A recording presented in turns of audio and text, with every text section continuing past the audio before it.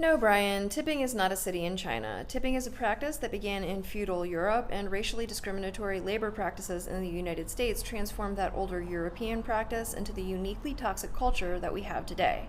Now, my guess is that Brian is a white American whose main character syndrome causes him to believe that all Chinese American restaurants is synonymous with all Chinese restaurants.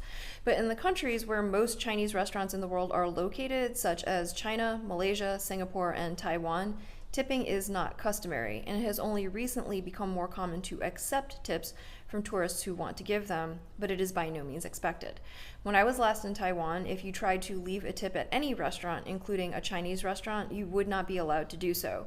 If you left money on the table and walked out of the door the way we do in American restaurants, you would be chased down the street and your money would be returned to you, because that is how foreign a concept tipping is.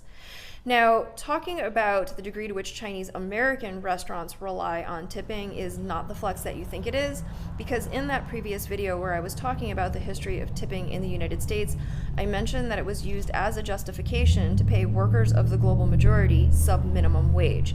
And one of the demographics that this especially wound up harming was Chinese Americans, whom during Chinese exclusion could only find employment in under-the-table service industries such as laundries and restaurants. And that is why such a culture has been built around Chinese American restaurants relying on tips.